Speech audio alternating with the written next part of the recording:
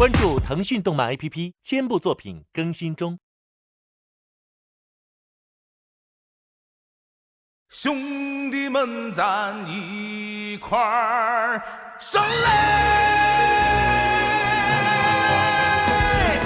咱们这一拜那是大部位，嗨，弟兄姐妹一定要一起走啊！咱们这一拜那是天地变，嗨，火同当，不要不回头啊！咱在那水里火里风烟里来了又回，气吞江山。转眼这风雨洗一卷都，只余下泪水交飞。银不寒，36飞行，昨日曾把酒言欢，转瞬入尘世，只因酒粉狂澜。随他去之盘桓，未到是非黑白在人间汹涌澎湃。谈山高水远，也知这乱世不在。曾不醉不欢，留豪情不凡。这问迷离又辗转，看日月变幻。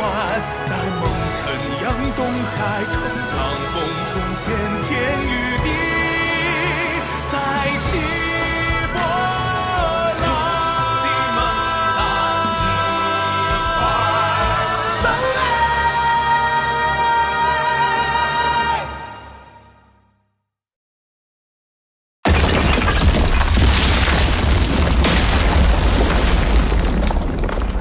差不多了，只要毁掉各处要穴的位置，这些条文就不再发挥作用了。既然掌门的本意是不认同这条山谷，就由我来毁掉它吧。这次的事总算完了。谁说完了？你以为我为什么把自己的电话留给张楚岚？就算这小子将来不找我，我还要找上他呢。找他？找他干啥？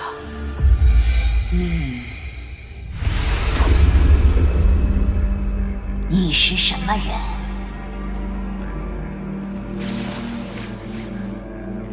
你的父母是谁？你的老师是谁？师父不让送。哎，对呀，我总觉得那个冯宝宝很熟悉，但我应该没见过这个人。你确实没见过那个人。何为人洞里没有宝藏，那里面放的都是掌门自己比较看重的东西。里面有些东西，咱们全信很多人都见过。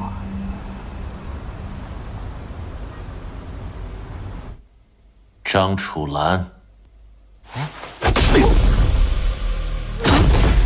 你干嘛呀，老三？背着我们带宝宝和全系的夏冷清行动，还和王振球那种人搅和在一起，你知道你这么做会给宝宝带来多大的危险吗？你考虑过后果吗？你以为你在干嘛？老三，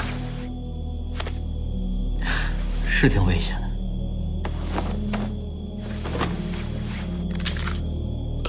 打开看看，这是无根生的宝藏，还是让我得手。这是宝宝。我是当时所有人里第一个冲进去的，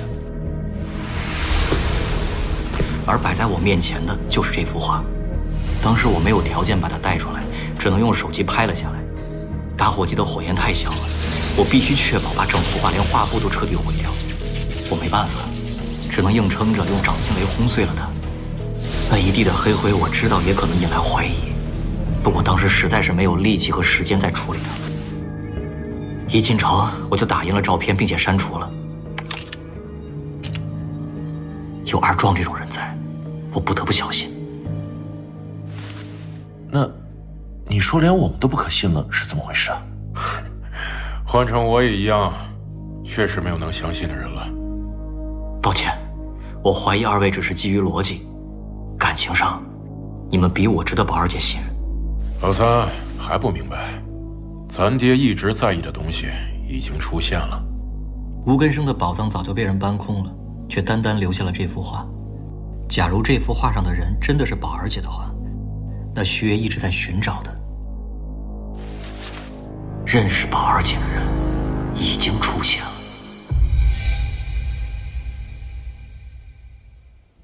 如果这幅画就是刻意留给宝儿姐和我的话，那他为什么知道我会去那里？陆锦，你不是说陆锦向你提起了金凤婆婆吗？对，但最开始让我认识金凤婆婆的人不是陆老爷，最开始是在那个时候，碧游村。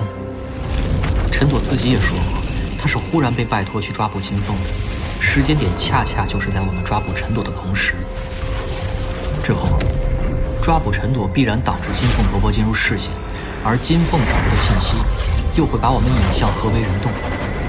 再之后，只要打出提前量，安排那些外国人，这其中有个女的，明显就是为了对付宝儿姐准备的。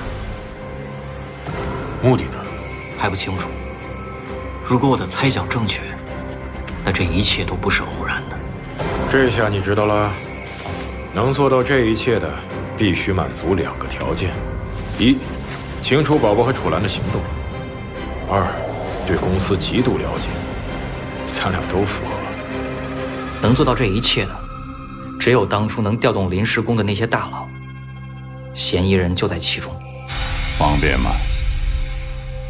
可以的话，我想和你见面谈谈。OK。怎么了，姐姐？有意思，公司的老大赵峰需要见我。你不用操心这些，炉子呢？已经有经验了，做起来很快。只是……跟我来。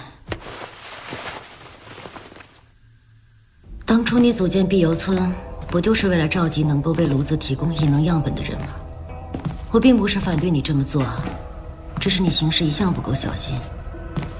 所谓12伤根器，最后还是被公司盯上了吧？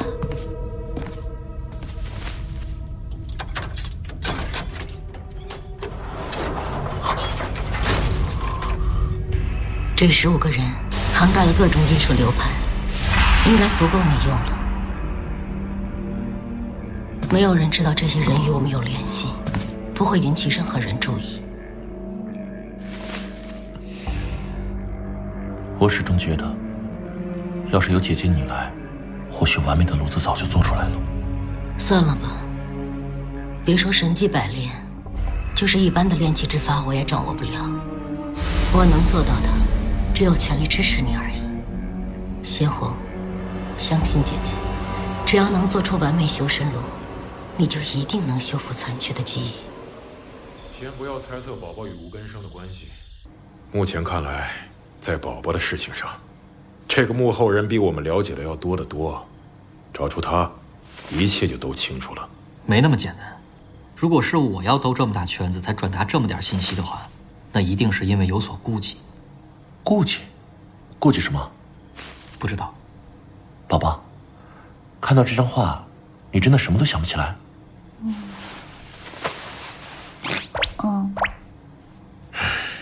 顾忌什么我不关心，可这么个家伙存在，实在是让我如坐针毡。我也是，所以还有件事想跟你们说一下。你们知道张灵玉吗？哦，赵总和我们提过，想通过你把他拉到公司来。什么？让张灵玉和宝宝一起行动？不行，绝对不行！张灵玉一个外人，为什么要放到宝宝身边？三哥，这事儿我和宝姐商量过了，她也同意。什么叫宝宝同意啊？宝宝在这样的事上有判断力吗？宝宝，你知道这么做有多危险吗？张楚岚说没得事，和张灵玉待的时间越长，他就越不会害我。有事了怎么办？张楚岚，你拿宝宝的10大儿戏了是不是？三哥，我再三权衡，宝宝身边需要力量，需要足够的时间以备不时之需。我和老四就是宝宝身后的力量。那不够，那也不行。张灵玉值得我们冒险。我们为什么要去冒？行了，老三，你冷静一下。我们为什么要去冒险？当然是因为情况已经很凶险了呀。我们一直以来最大的优势是隐蔽，没人知道我们在做什么，我们的目的是什么。但现在这幅画已经打了我们的脸，我们再小心躲藏已经没有意义了。这时候冒险发展一下潜在的自己人有什么不对？可是老三，如果不是咱爹的嘱托，你还会保护宝宝吗？当然。为什么？为什么？因为我们就是这样的人。这世上的好人全在咱们家了，你就肯定张灵玉不是这样的人？还会有其他人选。我还在意那个伸向宝儿姐的手。三哥四哥，吕家的事你们了解吗？吕家，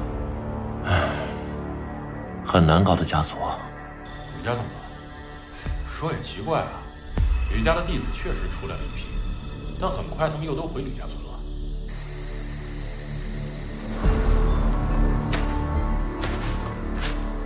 爹，吕梁还是不开口。您看，事情做得荒唐，但骨头倒是硬，还算吕家子弟的样子。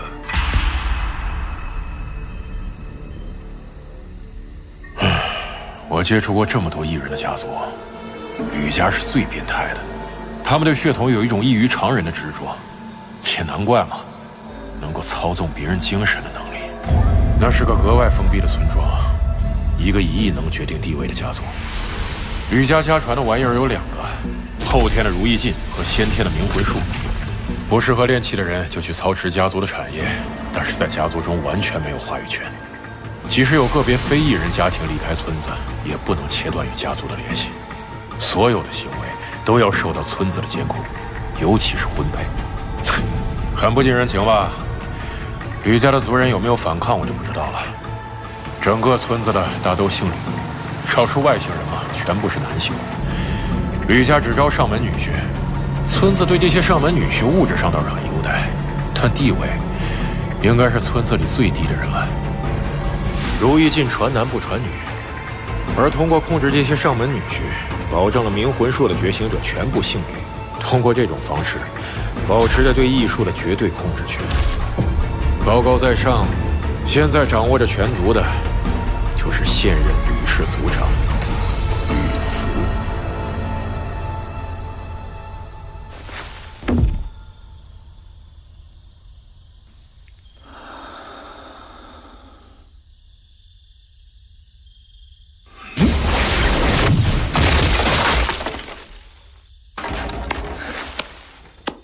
哥，了不起了不起，越来越溜了。如意镜，我这辈子都别想追上你了。切，那管屁用，跟你比得了吗？躺赢啊！嗨，你郁闷这干啥？先天这种东西，说不好哪天就觉醒了。拉倒吧，反正我是没听说过30岁还有觉醒的。得，那怎么了？那你就没好日子过了？你看啊，咱太爷之下，大爷爷忠，二爷孝，三奶平，四爷义，大爷三奶都觉醒，二爷四爷没有。但二爷的如意镜得了太爷真传，四爷干脆不是练气的料，太爷一直不待见。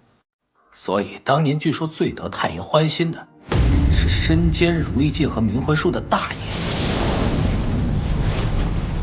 可到第3代叔叔辈儿，那就尴尬了，整整一代，练气的苗子倒是出了不少，可觉醒的根本没几个，而且水平那跟大爷三奶是没法比啊。可你说要论后天的练气，整个圈里能入太爷法眼的都没几个，连咱爹都算上，太爷能正眼看这帮叔叔？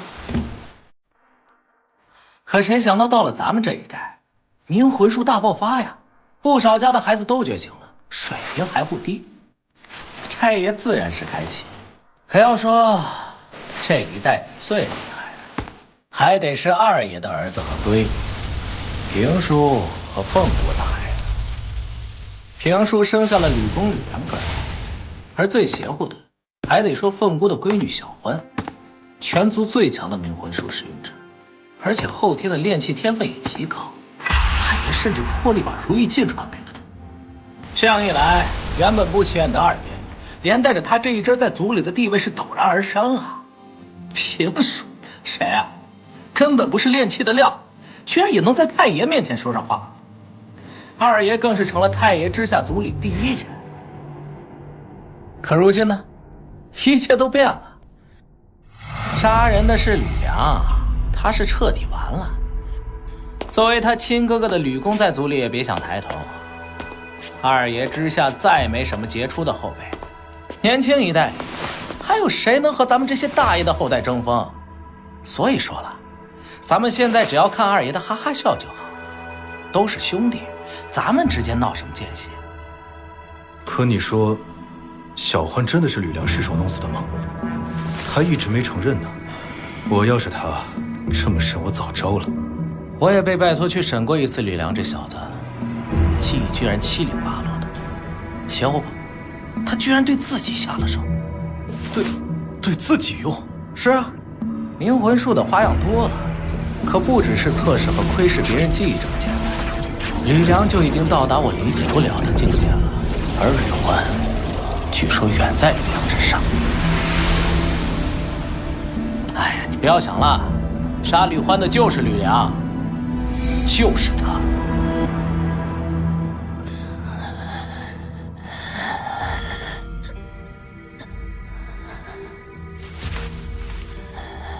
吃。装死狗是不是？给我吃！你以为装烟骨头我就瞧得起你了是不是？以为能扛打就没事了是不是？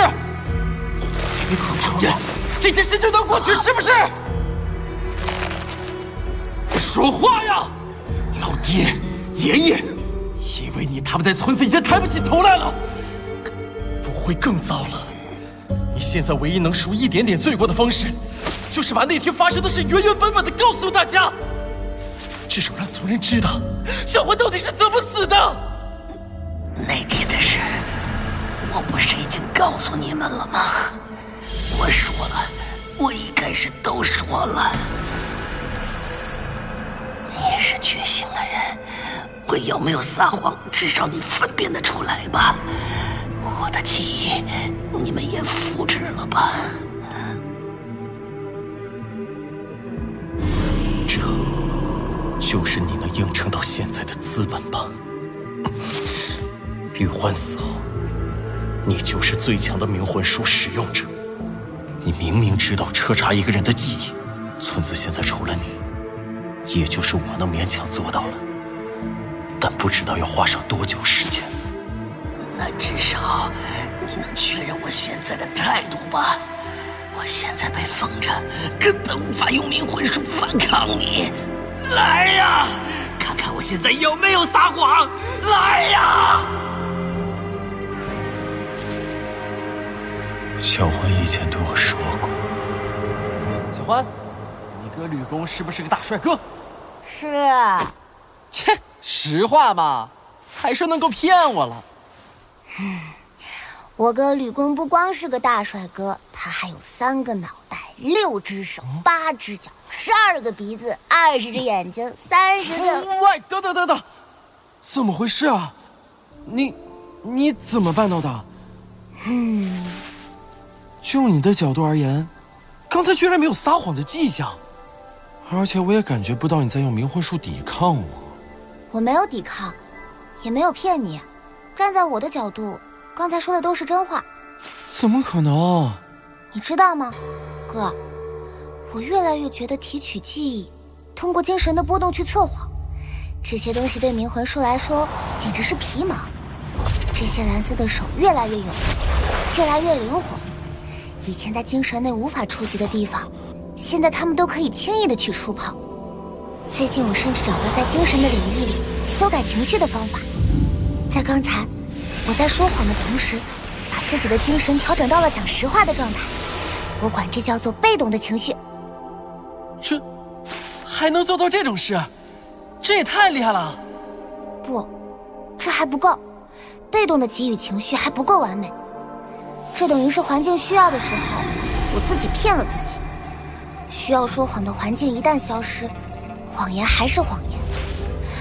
如果让我找到那里，如果我连人的认知也能够操纵的话，我就能在主观意识里创造真实了，那才是最完美的欺骗。哦，在意识里创造真实的认知？你这几天郁郁寡欢的，就是在愁这个事啊？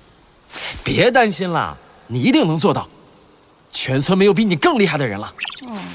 我不是因为这个啊，那是怎么了？哥，如果我真的做到了，你不觉得我很可怕吗？我怎么说呢？我说不好。我很想了解一下那种境界啊，可我有点怕。这有啥可纠结的呀？我是办不到嘛，我要是能办到，做梦都能笑醒。你担心自己用这么厉害的能力做坏事？怎么可能？要是吕梁那个白痴，我倒会担心。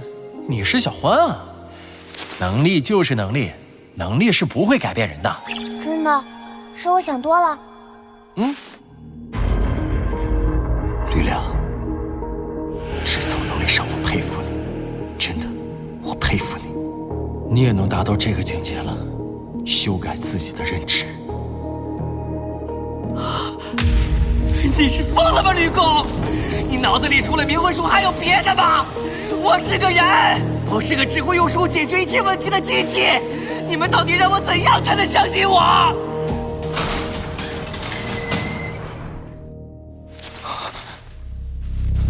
太爷，出去。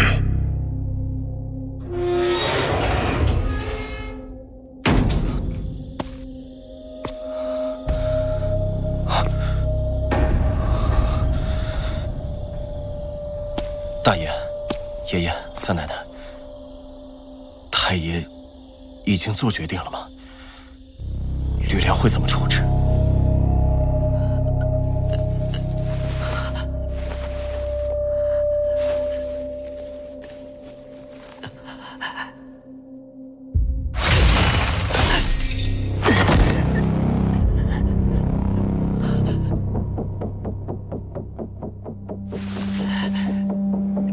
太爷，你答应我3个条件，你就可以从这里出去。